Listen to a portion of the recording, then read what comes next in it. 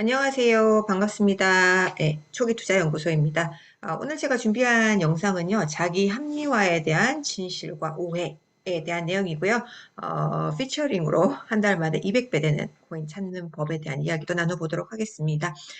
어, 제가 최근에 제가 잘 알고 있는 분하고 통화를 하게 됐어요. 이분이 50이 넘으셨는데 굉장히 열정적이세요. 굉장히 행동파고 그래서 배움에 대한 그 열정을 놓지를 않습니다. 그래서 항상 막 강의 들으러 다니고 뭐 누구 사람 만나서 또 뭘 배우고 뭐 이런 분이에요. 그래서 정말 대단하신 분이죠. 예. 그런데 얼마 전에 그 새로운 강의를 또 하나 듣게 됐다고 하시더라고요. 예. 근데 이분이 계속 배움에 대한 끈을 놓지 않은 이유가 뭘까요? 그 기저에는 바로 돈을 벌고 싶은 마음이 있습니다. 예, 이분이 경제적으로 이미 막 이렇게 자유를 누리고 있는 분이라면 이렇게 열심히 뭔가를 배우러 다니시지 않을 거예요. 그런데 아직 그런 상태가 아니기 때문에 뭔가 돈을 벌 수 있는 다양한 방법들을 계속해서 배우고 다니시는 거예요. 예. 그래서 제가 작년에 이분하고 계속 이제 알고 있었을 때 이분도 암호화폐 공부를 굉장히 열심히 하고 계셨어요. 왜냐하면 이분이 공부를 굉장히 열심히 하는 분이기 때문에 새롭게 나오는 트렌드 이런 거에 대해서도 굉장히 잘 아시거든요. 그래서 이분이 답하시기를 그럼요. 공부 열심히 하고 있죠.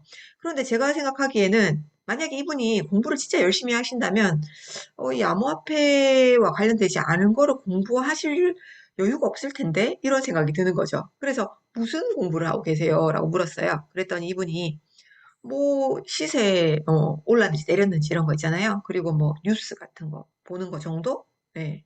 물론 이것도 뭐 아예 보지 않는 것보다는 뭐 공부를 하는 거라고 할 수 있습니다. 그렇지만 진짜 좀 더 깊이 공부한다고는 볼 수 없거든요. 이 암호화폐 시장에 대해서.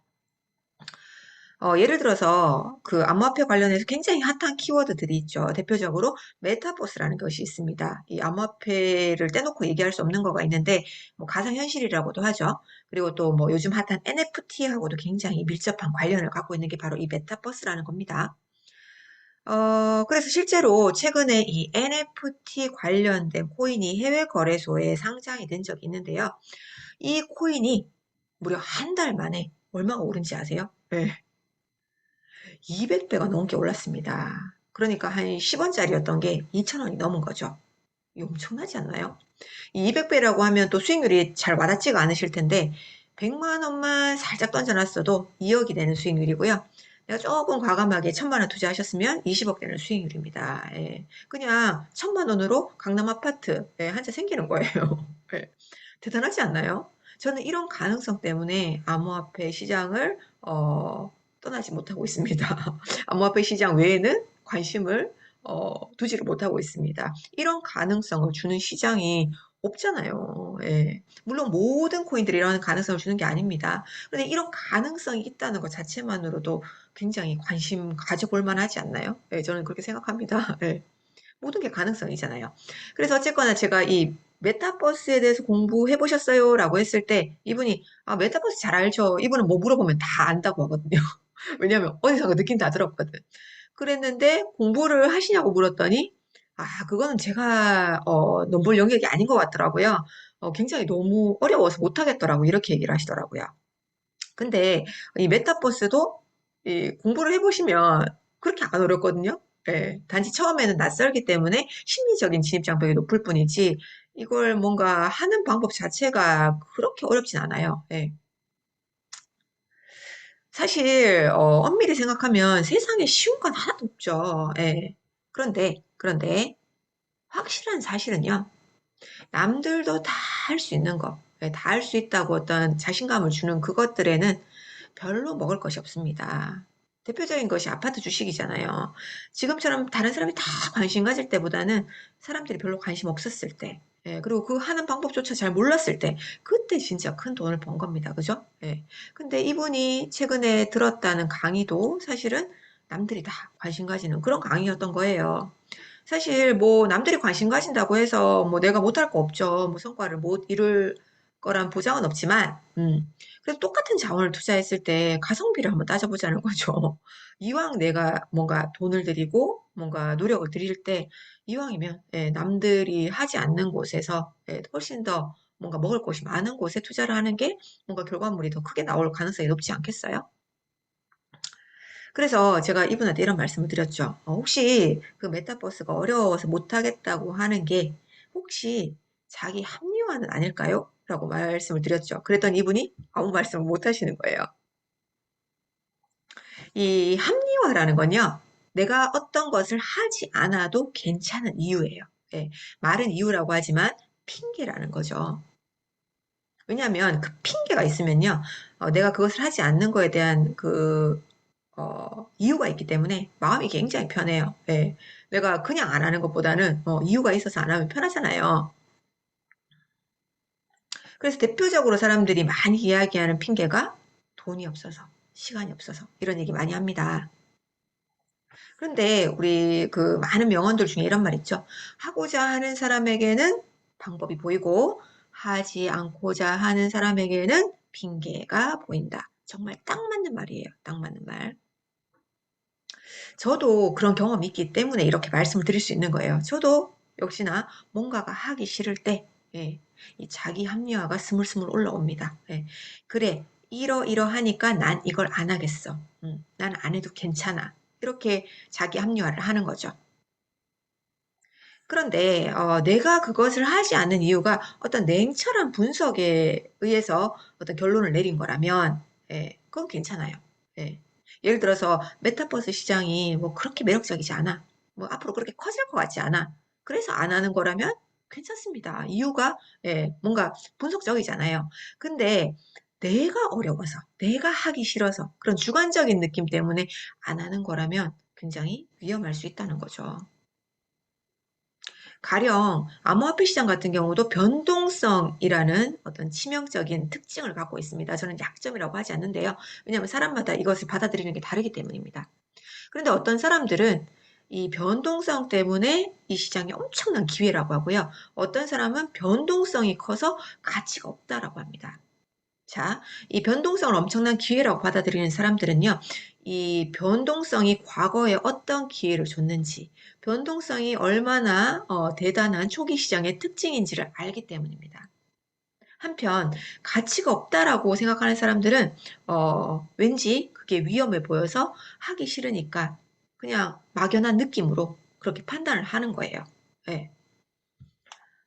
그러니까 전혀 다른 결론을 내는 거겠죠. 예, 어떤 이유를 대냐에 따라서. 그래서 제 그 클래스 101 수강생 분 중에 한 분은 이런 얘기를 하셨어요.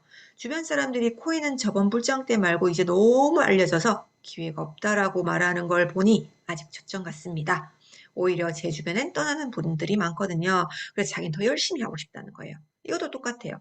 주변 사람들이 부정적이고 안 하기 때문에 나도 안 한다라는 결론을 내는 사람들이 있고요. 오히려 주변 사람들이 안 하니까 이게 초기 시장의 특징이라서 이걸 더 열심히 하고 싶다라는 사람이 있는 거예요. 예, 똑같은 상황인데 전혀 다른 결론이 나오는 겁니다. 자, 그래서 제가 앞서 말씀드렸던 한 달 만에 200배 된 코인, 그것을 찾는 방법은 무엇일까요? 예, 많은 분들이 관심 가지겠죠. 두 배만 돼도 혹 하는 그런 시대인데 200배면 진짜 매력적이지 않나요? 그 가장 본질적인 방법은요, 바로 끊임없는 꾸준한 관심을 가지는 것입니다. 이 NFT 관련된 코인이라고 해서 다 이렇게 큰 성과를 내는 게 아니거든요.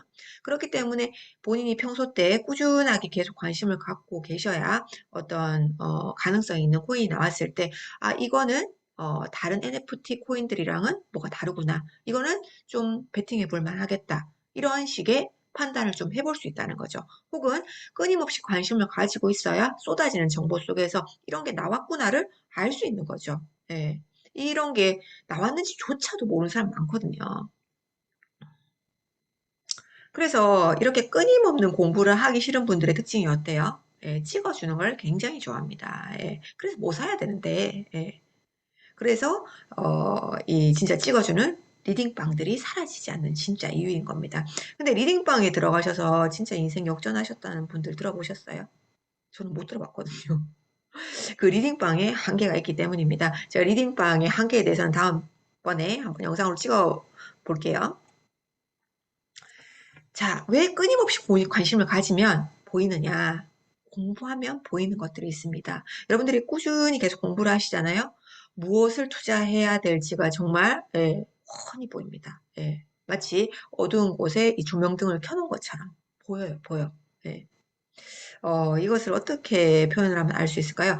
만약에 여러분들이 뭐 결혼을 한다고 할 때도 연애를 많이 해본 사람들은 어떤 사람하고 결혼을 해야 될지가 좀 더 잘 보일 거예요. 근데 연애를 한 번도 안 해본 사람들은 그게 잘 안 보이겠죠.